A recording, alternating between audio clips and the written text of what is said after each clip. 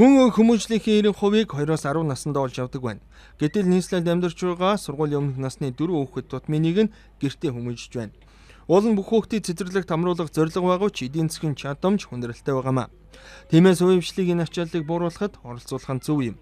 Тийм ч учраас энэ жил цэцэрлэг баг сургуульд тусгай зөвшөөрөл олох хэсгийг шийдвэрлэх шинжээчдийн ажлын хэсгийг 3 чулуун хуралдуулж 152 хүсэлтийг харгалзан үзэж 85 цэцэрлэг 4 сургуульд тусгай зөвшөөрөл олгожээ. Ингэснээр хамрагдах хүүхдийн тоо 4172 буюу 5.6%-аар, ерөнхий боловсролын сургуулийн хүүхдийн тоог 970-аар буюу 0.5%-аар нэмэгдүүлсэн байна. Нийслэлийн иргэдийн төлөө зохицсон хурлын 5 сарын хурлаас бол 80 нийтэм байршлыг тогтоосон байгаа. Тэгэхээр энэ тогтоосон байршлын дагуу улсын их хурл засгийн газар саналаа тавьсан байгаа. 2014 оны төсөвт бол нийслэлд 8 шинэ бага сургууль цэцэрлэгийн зохицлыг барихаар 17.6 тэрбум төгрөгийг тусгасан. Өмнөх жилийн шилжиж байгаа ажилтнаа нийлээд 20 гаруй бага сургууль цэцэрлэгийн барилга барихаар байгаа.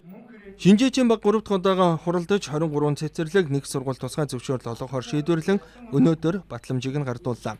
Эдгээр цэцэрлэг сургууль ажиллаж ихэснээр нийслэлийн цэцэрлэгт хамрагдаагүй хүүхдүүдийн 1% нь орох боломжтой юм. 1% гэдэг чамлалтай тоо боловч эдийн засгийн чадамж муутай байгаа энэ үед зөв эхлэл гэж ойлгож болох юм а. Мэдээлэл Батөргөл, Ариун Тянаар бэлтгэлээ.